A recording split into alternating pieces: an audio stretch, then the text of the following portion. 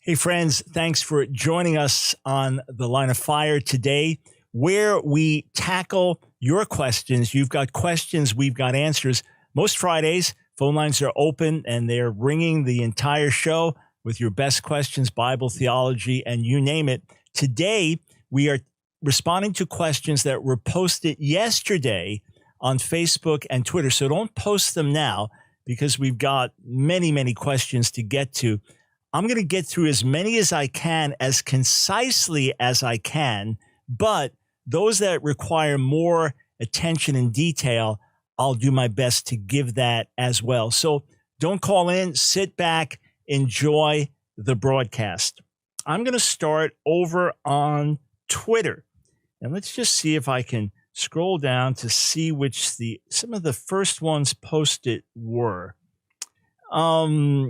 Let's see. JMD posted this on Twitter. No matter the explanation, the story of Job is never satisfying.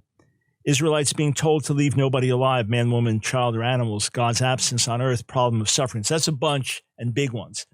I did address on yesterday's broadcast the profoundly difficult question of not just the slaughter of the Canaanites, but of Canaanite children and babies. We addressed that at some length on yesterday's broadcast, and in my book, Has God Failed You?, I addressed that as well. As for Job, I beg to differ. I think the story is extraordinarily satisfying and powerful and moving. And as I say in my commentary on Job, Job interprets you more than you interpret Job.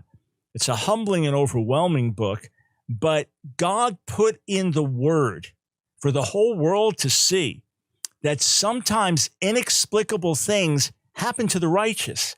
And the natural reaction is for the sufferer to judge God. Something's wrong with you, God, or you're not really there. And the error of the friends of the sufferer who think, well, that shouldn't be happening, is to say, well, there's something wrong with you. Because good things happen to righteous people and bad things happen to wicked people. It's not always that simple in the book, in this world, excuse me. And that's why we have the book of Job. You say, but everything he lost, number one, he gets double back. And after this short, horrific trial, the rest of his life is supernaturally, wonderfully blessed.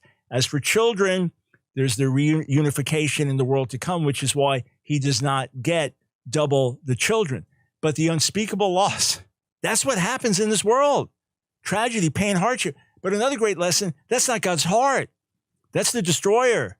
That's Satan who does this to innocent, godly people. And ultimately, Job is rebuked for speaking wrongly about God, but commended for speaking rightly about God. He's rebuked for speaking wrongly about God because he accused God of being a wicked tyrant, basically.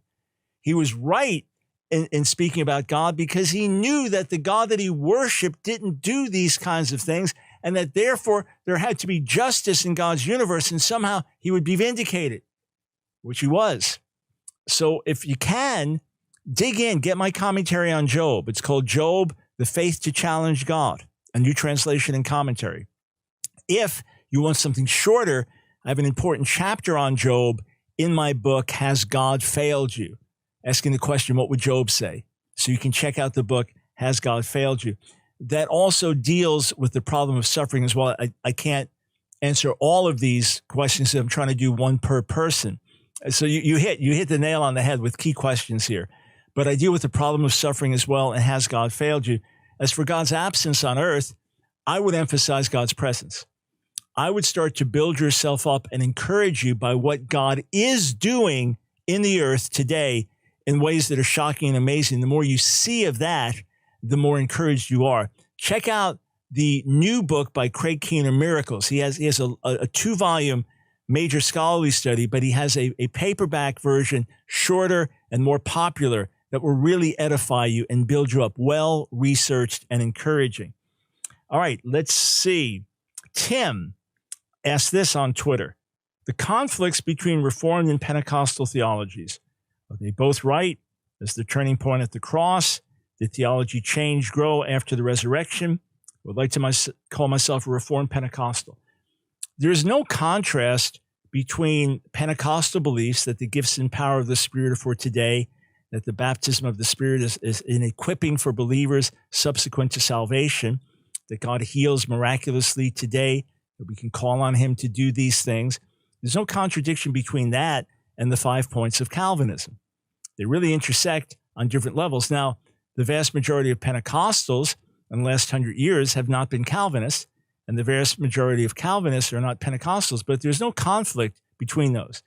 There is no growing of theology in terms of new truth, but there is the full understanding of old truth. There is the greater understanding. Those in the New Testament, from that perspective, have greater understanding than those living in Old Testament times.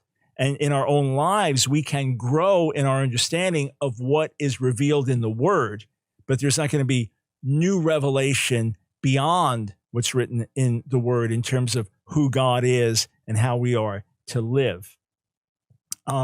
Rob posted these on Twitter. 4 objections, and I'll answer these quickly.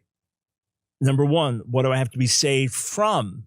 From our sin, from our disobedience, from ourself, and from the judgment that we deserve. I don't want to become a religious fanatic.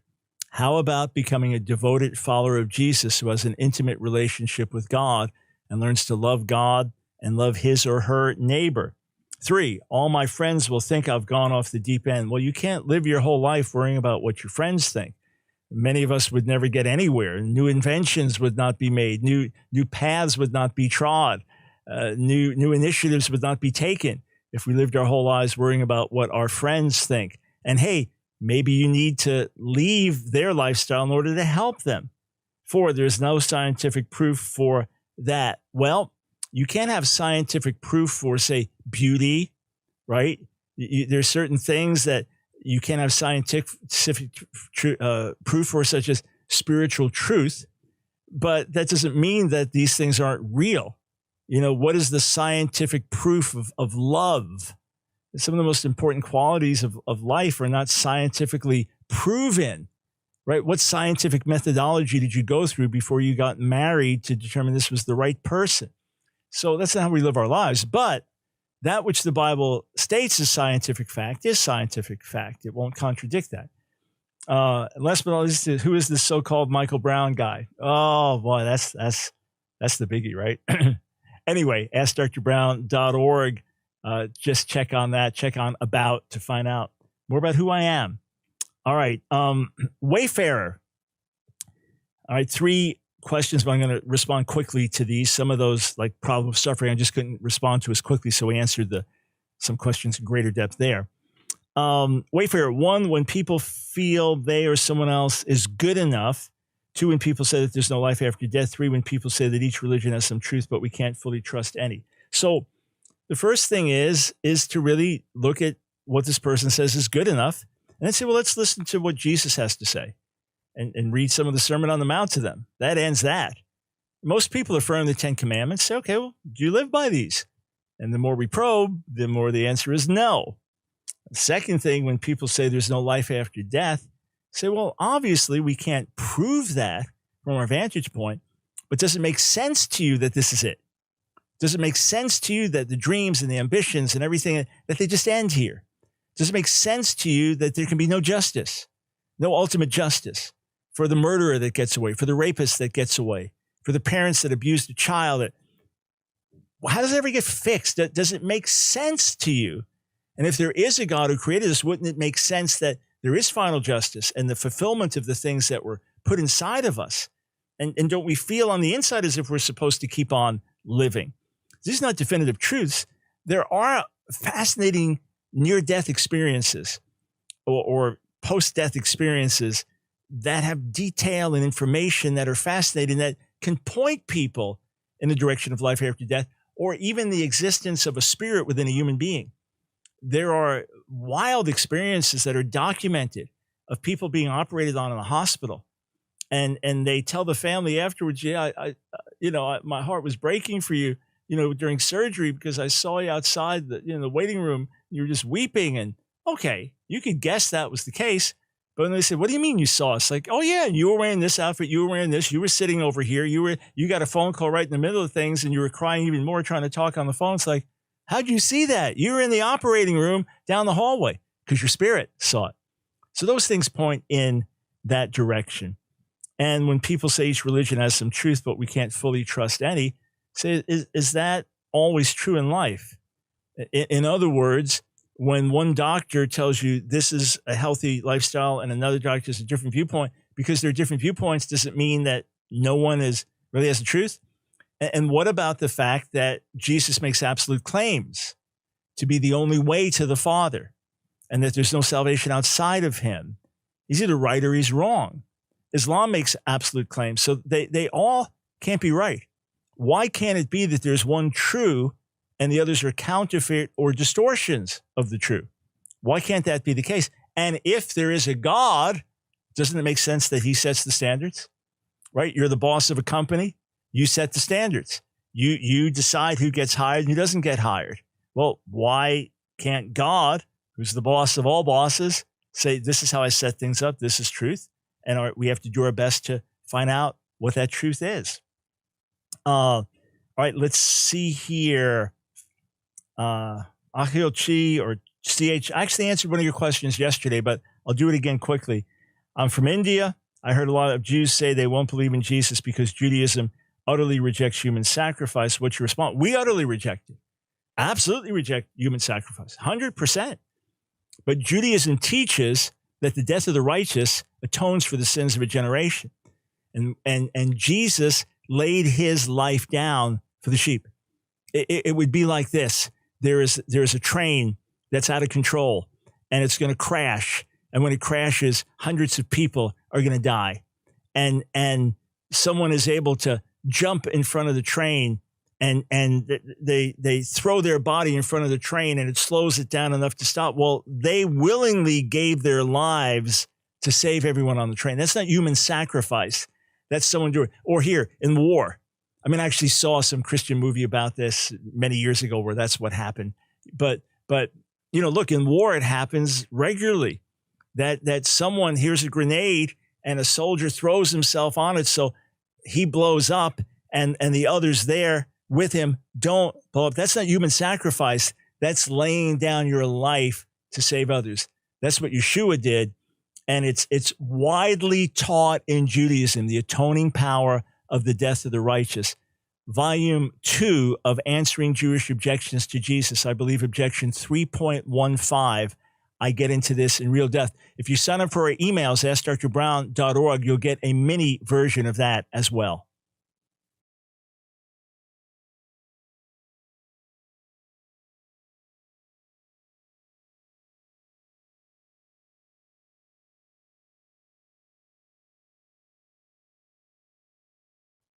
Thanks for joining us on the Line of Fire. Michael Brown here. We are answering questions that were posted yesterday on Twitter and on Facebook. Some great questions, some penetrating questions. I asked, what are the toughest questions you deal with, either struggling in your own faith or that others raised to you? I've done this before, and so many come in that it's just important that we revisit this subject.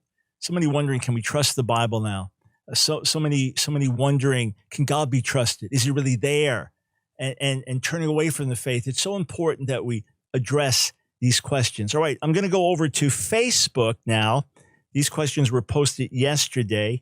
Patrick, having to be in heaven with people you do not want to be on earth with. Okay, that's not a standard kind of objection that I hear, but the answer to that is easy. You're going to be different. They're going to be different. You're going to love each other forever. It's going to be absolutely wonderful. Have you ever misjudged a person? Or you got off to a rocky start in the relationship, and then you got to know them better and you're best of friends, or maybe even married to each other. So that's how it's going to be, that we're going to be different, they're going to be different. So whatever flaws, misunderstandings, issues, problems there were that got in our way, personality quirks won't be there forever. And we will get to know this person on their very best side. They'll get to know us on our best side, and we'll be friends and we'll love each other. Yep, it's going to happen. TJ, how to have more faith as a believer when you are afraid to die. I appreciate you recognizing that, and I appreciate your honesty in posting it. I'm going to give two answers. The first is, as you deepen your relationship with God, by spending quality time with him in prayer and sharing your heart with him. And not just reading the Bible, but meditating on it and taking in verses about fear. I deal with this in my book, When the World Stops, which offers words of hope, faith, and wisdom in the midst of crisis. So I wrote it basically in an 8-day period last year in the earlier stages of COVID, in 2020, in the earlier stages of COVID. But I wrote in such a way that it'd be relevant 20 years from now in another crisis. And the first chapters deal with fear and building ourselves up in faith and growing in our relationship with God so that faith drives out fear. That's one thing very important. Now, the reason I'm giving you two answers is you might say, I've done that and I still struggle. Then I would encourage you to ask the Lord to help you to get to the root of the fear. And that may even be with some solid pastoral counselors that you talk together and ask God to give insight and reveal it. And then sometimes when you see where the root of the fear comes from, and it could go back to some childhood trauma, you're able to deal with that and renew your thinking and even receive healing for wounds that may exist. I've had that with a couple things in my own life that when I traced it back, it went back years earlier than I realized. I don't mean some bizarre psychoanalyzing. It's like, oh, the light went on.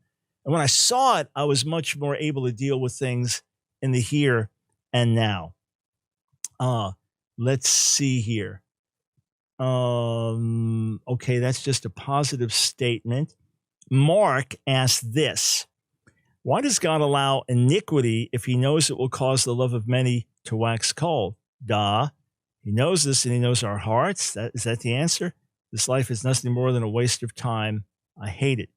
So, Mark, there's obviously some discouragement and frustration in your voice there, but would you rather that God zaps all of us and we no longer have freedom of choice?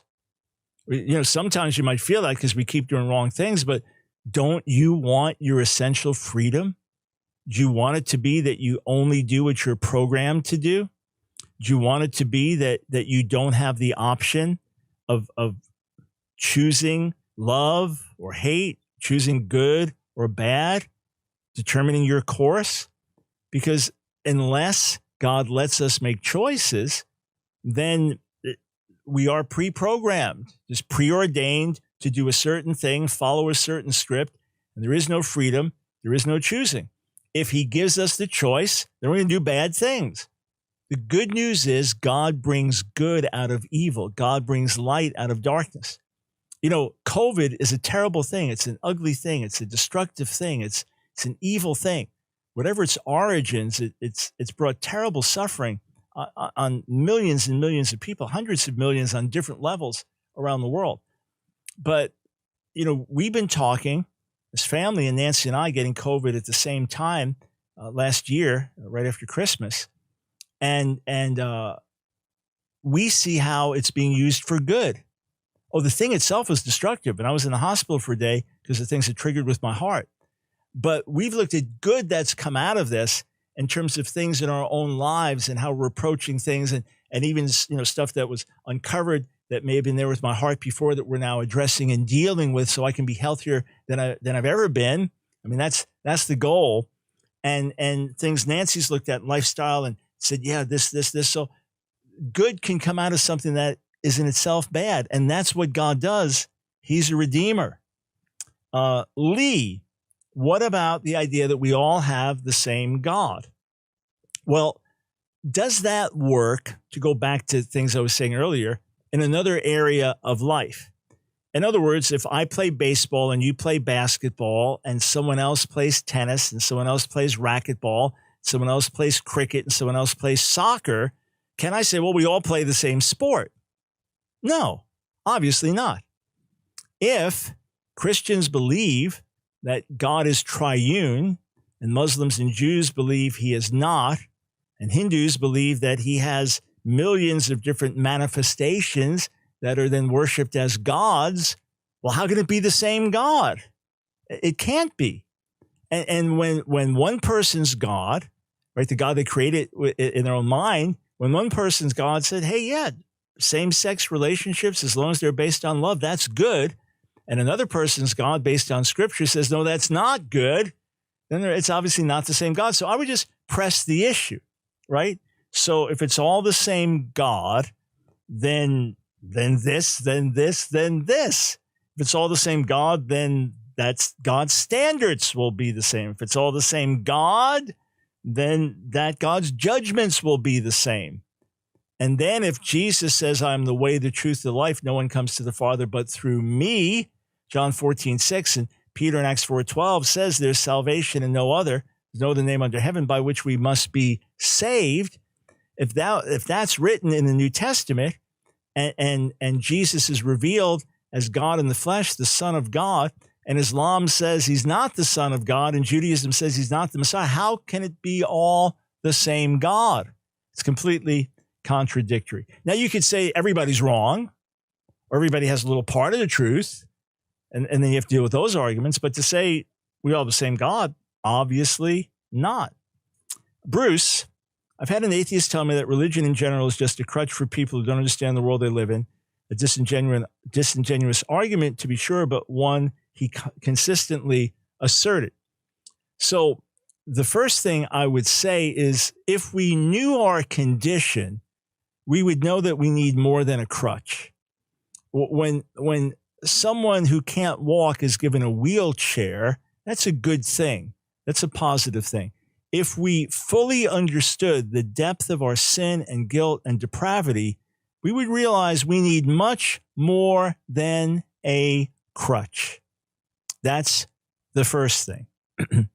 The second thing is this, that there are followers of the Lord in every generation who are the most courageous people and the people of the strongest character and willing to go to hell and back to help others. And you read about them and they don't even seem human because of their strength of their courage and their resolve. And that is because of their faith in God. That rather than faith in God being some escape mechanism, faith in God has made them courageous. Faith in God has made them heroes. Faith in God has made them pioneers. And because of their confidence that the God that they serve is faithful and reliable, they have stepped out and done things that few other human beings would do. So I would respond in those ways, among others, to this argument. I could also say that atheists live in denial of reality, that atheists are not able to come to grips with the fact that nothing did not create everything, and that life did not just pop out of nowhere, and that DNA, this massively detailed code, which if you read like one letter a second would take you 90-something years to read, and is far more complex than the world's most complex computer programs all put together. To say that that just happened in some random way is to live in denial. And I say, what is it that you are denying? Harji, religion as a facade for political power. Sometimes it is. Because religion itself can be a force for good or a force for bad. Religion itself can be man-made or can be based on divine revelation. But when religion is used, not so much as a facade for political power, but as a means of gaining political power, it becomes very dangerous, and people are right to be wary of that. But the question is, what is the core message of the gospel? It is not one of political power. In fact, it's separated from the message of political power. Rather, it is the message of sacrifice and service and love.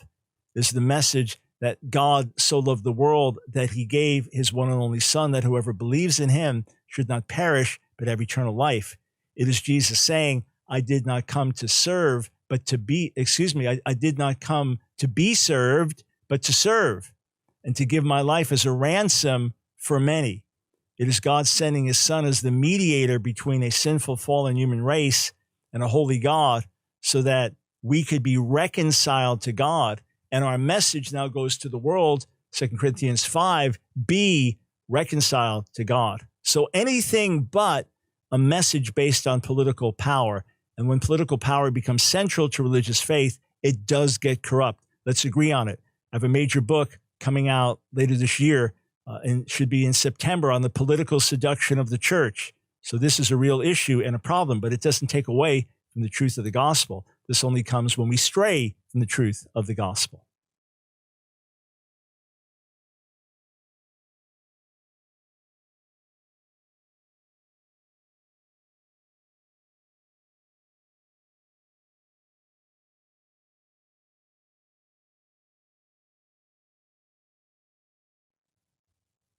Thanks for joining us for a special edition of The Line of Fire today, where we are tackling your toughest questions. For those watching, maybe you haven't seen our new studio, hope you enjoy it. For those listening and watching, hope you're enjoying our new musical introduction from Skillet and the new announcer's text, which just kind of catches us up to where we are today. All right, not taking calls. This is one of those days where I'm answering questions that were posted on social media. I solicited these yesterday, so don't post new questions now. We've got a bunch to answer. I'm going to go back over to Twitter, FVB, Genesis 1 through 11, real history. What Genesis 1 through 11 intends to tell us is absolute truth. The question is it myth? Is it allegory? Is it just teaching us lessons? Or is it real history? Let me break this down. Genesis 1 is 100% true. If you are a young earth creationist, and you'll see in this Twitter feed, post from Jonathan Sarfati, PhD in chemistry, young earth creationist, creation.com is the website where he writes. He would tell you it is literally true, 6-day creation, and in harmony with scientific fact. That would be his perspective. And an old earth creationist like Hugh Ross, reasons.org, he would say it is absolutely literally true, but not 6 24-hour days. Rather, we need to understand it in light of the rest of the Bible and the way creation is spoken of, and this is over a period of time. My own way of reading Genesis 1, along with many other scholars, is that it is not there to teach us about science, but rather to teach us who God is. It is a cosmology. It is there to teach us about the nature of the God who created the world, and that is the great emphasis there, and that's how I read the text. As to scientific questions, I leave that to those with scientific knowledge to debate, because that is a weak spot for me in terms of scientific knowledge in any real, serious, depthy way, or even a lot of the basics, to be honest. But why? Okay, why? Because in high school, when we started to get to serious classes on science, I was getting high and skipping classes or not paying attention. Then the last 2 years of high school, we would have taken your more serious classes. We'd gone on strike. This is my drug days for our own school, within the school, like 60 students out of 1,200 in the school, West Hempstead High School. And we didn't have to take formal classes, could just take whatever we wanted, which is what we did, and created our own classes and stuff. So I didn't have any real science classes for the last 4 years of high school. 2 years I was getting high, wasn't paying attention. 2 years went on strike with new school, then got bored again. I was just reading the Bible day and night. And then when I went to college, I didn't take any science classes. So I've read a lot over the years, but my knowledge is very basic. Okay. So anyway, I let the young earth and old earth scholars debate that, because I believe the Genesis text could be read in either direction. That being said, there was definitely an Adam and Eve in Genesis 2 and 3. Now, whether you say it was presented in an allegorical way with a talking snake and things like that, I don't think there has to be a talking snake. Let's just say that could be theoretically debated. In other words, we know Satan seduced. We know Satan deceived. There's no doubt in my mind that that's what happened. Is it put in an allegorical form of a talking snake? Even if you want to debate that, there was a historical Adam and Eve. There was a historical fall. They were the progenitors of the human race. Those are historical facts to me, and everything that comes afterwards, the universal flood, and then the calling of Abraham, those are historical accounts. Is it possible it was a localized flood? The text, as best as I understand it, says no. Excuse me. It was a universal flood, and I do believe that strong arguments can be made for a universal flood. Okay, let's just see here. Looking at some questions I think I've covered. Iris, that our ultimate truth might change as the years pass by. We cannot judge and convict other people that have put their faith in other religions like Buddhism, Hinduism, or Islam already condemned, and they will end up in hell. They might have their own way to reach heaven. Well, why does ultimate truth change based on the passage of time? It's one thing if science comes to certain conclusions and science learns more later on and then adjusts its conclusions. Remember, if you're older, growing up, you were told certain foods were great to eat. And now later, it's, oh, don't eat those, don't go near those, right? Butter is better than margarine, margarine's better than butter. Right, well, there's not ultimate truth. That's just the current knowledge of science and nutrition, and views change. Stay away from all dairy, etc.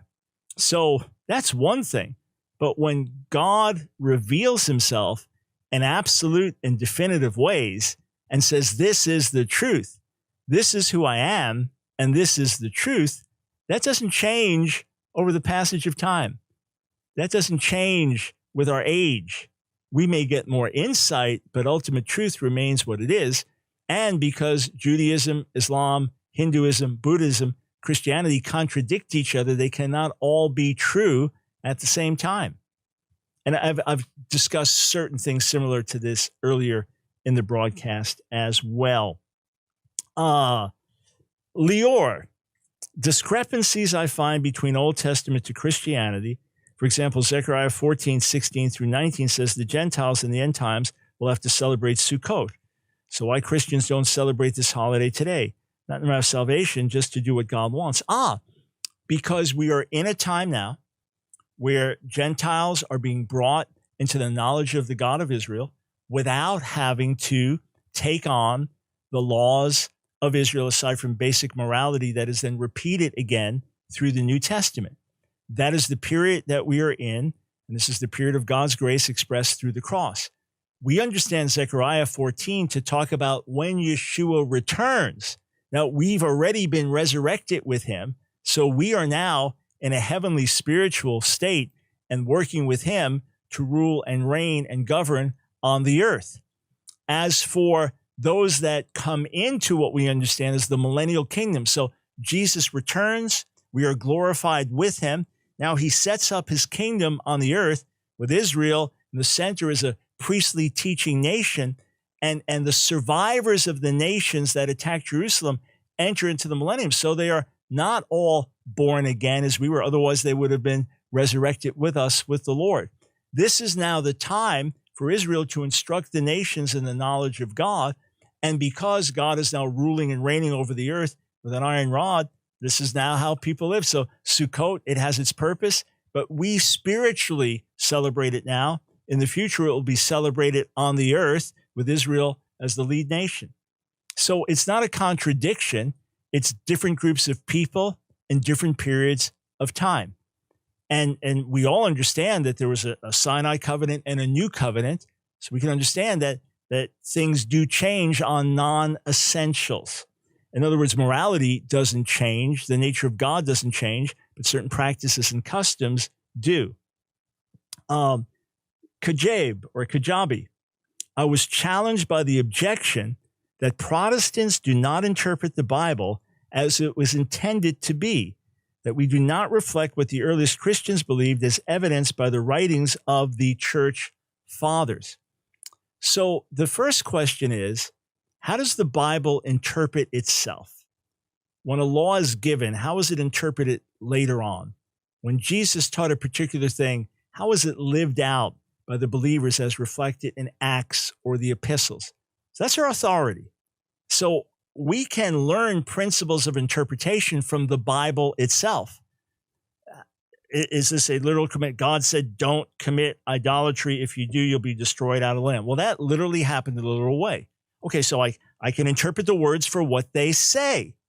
So when you have plain statements that are understood in plain ways, reinterpreted within the scriptures in plain ways, stop means stop, go means go, up means up, down means down.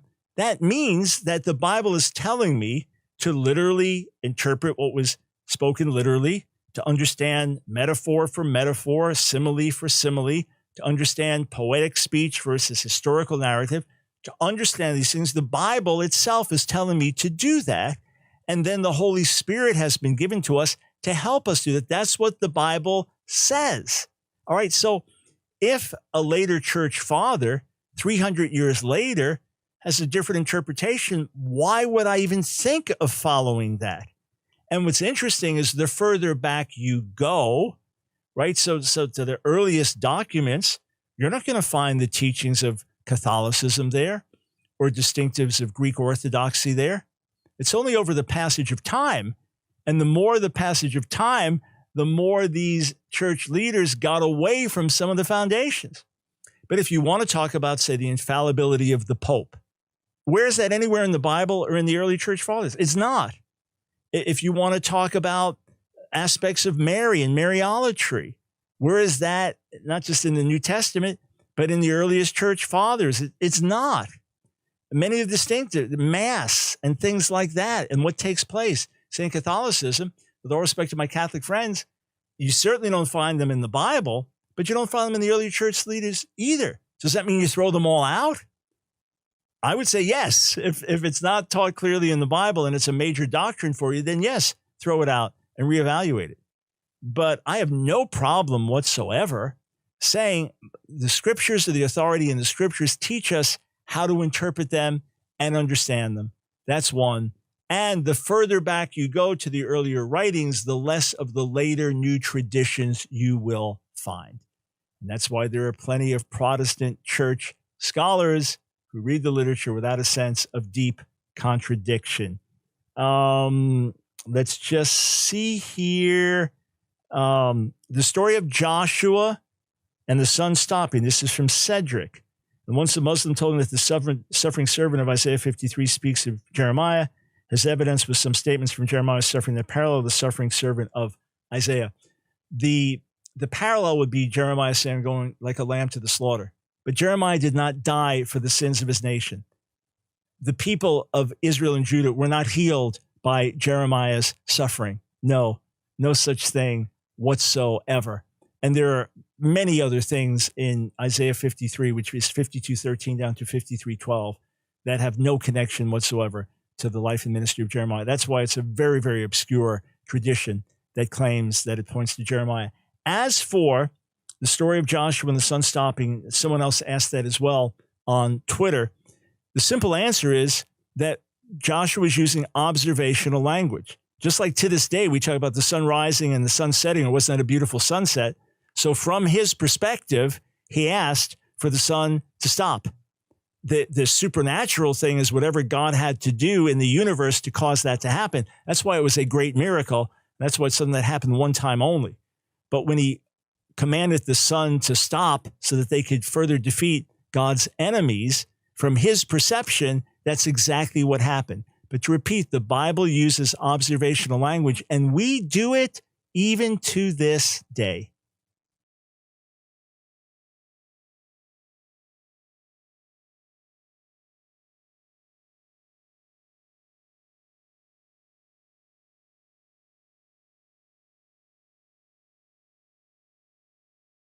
Thanks, friends, for joining us on The Line of Fire.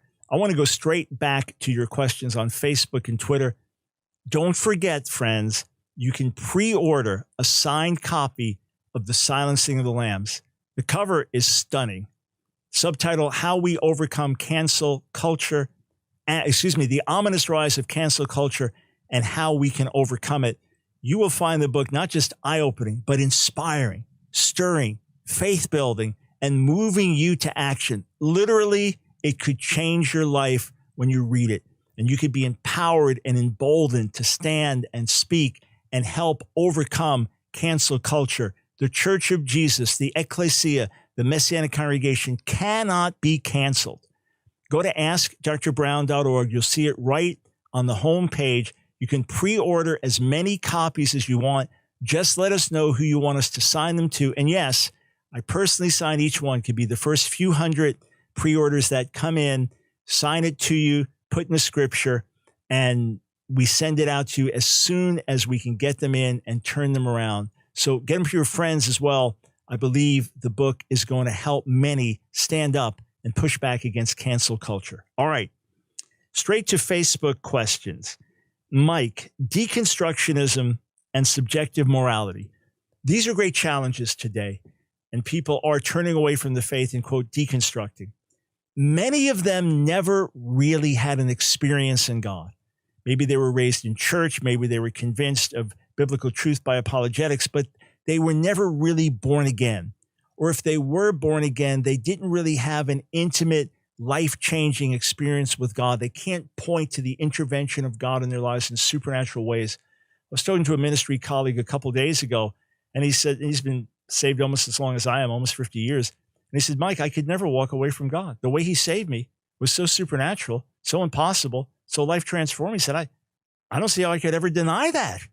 So many never had this experience. And when you talk to them, it's important to point to, if they say, well, I had that. Well, maybe you never did. Maybe you never did. And that is so important to understand when you're dealing with someone, because maybe they had primarily an intellectual faith or just raised in the faith. But what we have to be able to do is tackle their toughest objections, tackle the greatest difficulties they have, and be able, point for point, to help them. As for subjective morality, we need to push that and say, how far does it go? In other words, is morality whatever you think it is, whatever I think it is, whatever the Nazis think it is, whatever the slave traders think it is, whatever the child abusers think it is?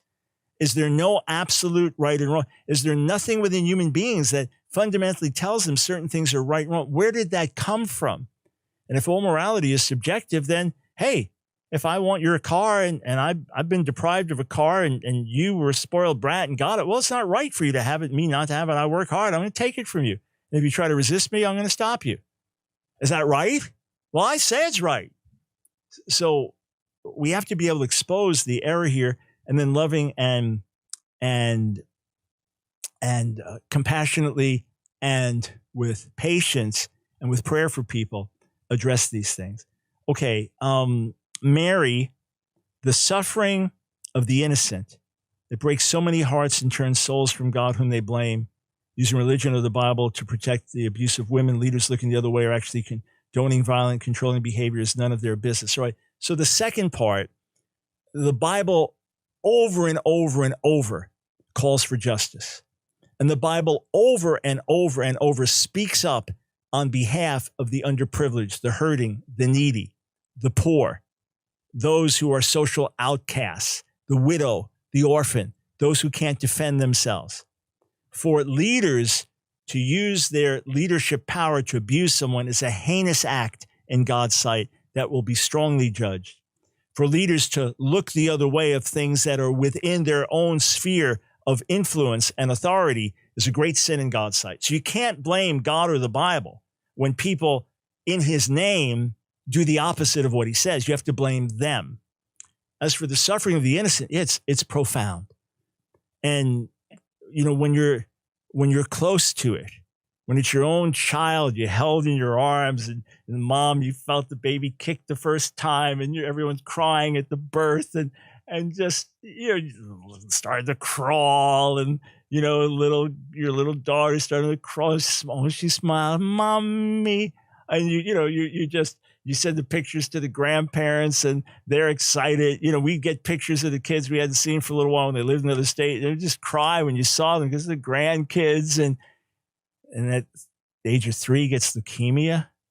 And after a year of suffering dies. How can it be right? How can it be right? Or starving children in other parts of the world. We may not think about it, but remains a reality. Or innocent people that get abused. And how can it be right? It is terribly painful.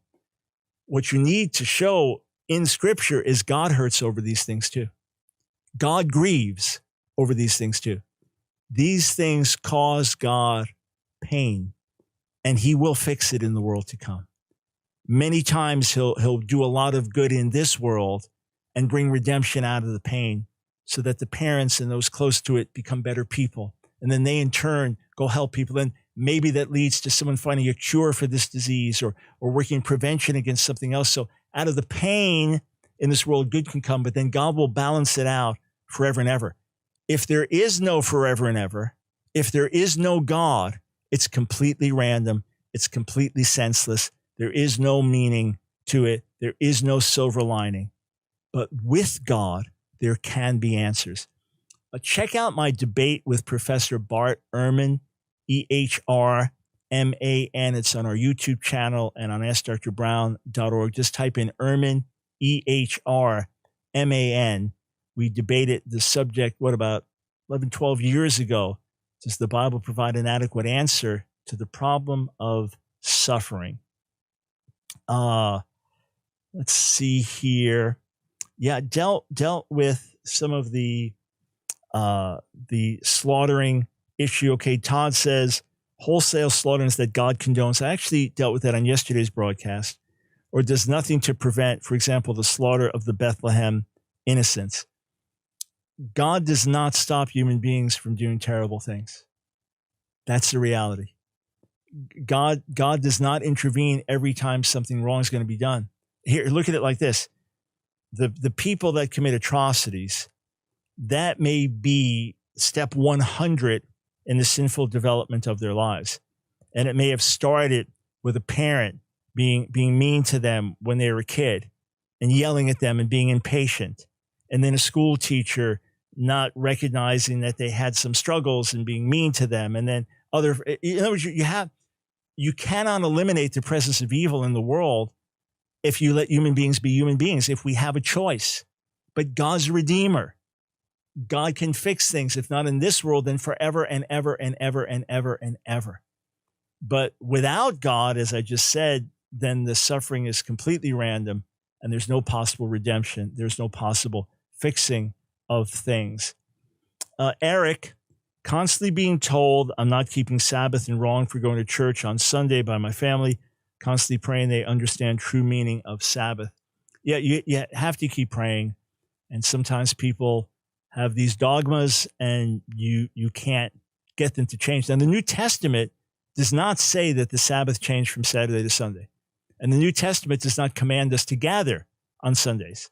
The few verses that have been put together to try to prove that say no such thing. But God never commanded Gentile Christians in the New Testament to keep the seventh-day Sabbath. And many would have been unable to, being in the Roman world and the lifestyles they had. It wasn't like you had a whole Jewish community and business community that didn't work on the Sabbath, on Saturday. So ask them, show me in the New Testament where it explicitly commands Gentile Christians to keep the Sabbath. It doesn't in Acts 15. It's not even implied in Acts 15, although some have tried to argue that. And in Colossians 2, Paul warns against those that would put you under pressure to keep the Sabbath, saying that the substance is the Messiah. The Sabbath is only the shadow. So, but again, sometimes when people get set in their ways, they have a hard time seeing this. So you have to pray. Let's just see here. Okay. Sue, a lack of signs and miracles, a lack of power in the church. What a bad things happen to kids. If he's God, he could step in and stop it. Okay, so we just dealt with the second part of that. But the first part, lack of signs and miracles, lack of power in the church. Yeah, there should be more. There should be more. Absolutely. The Bible tells us that. And as we earnestly seek the Lord and pray for his power to be manifest, our own heart tells us that. My book, Revival or We Die, which came out in October, and we're getting great reports from readers on that. The opening chapter is, there is more. There must be more. That is a fundamental truth that drives us. My book that came out in 1991, Whatever Happened to the Power of God, Is the Charismatic Church Slain in the Spirit or Down for the Count, addresses these things head on, saying there must be more. The thing is, the error is to say because we don't see more, it's not for today. The error is to embrace the cessationist position that God's not doing it anymore. What I'd also encourage you in is that God's doing a whole lot more than we realize, that there are more miracles taking place than we could imagine, more healings and deliverances and people's lives being transformed and people being saved in the most radical supernatural ways. And we should read accounts of this. We should hear the testimonies because wow, wow, wow. God is moving in the earth. Do we want to see more? Much. I believe we should be seeing a much greater demonstration. Perhaps some of it depends on the condition of our own lives and souls. And as we get deeper in God and more mature in God and more grounded in the Word, that He'll be able to entrust us with more. And sometimes it's there for the asking, but we fail to press in. Hey, friends, I know there are more questions that I didn't get to. I know they're pressing. Phone lines will be open in the days ahead. Look forward to hearing from you. God is trustworthy and His Word can be trusted. Count on it.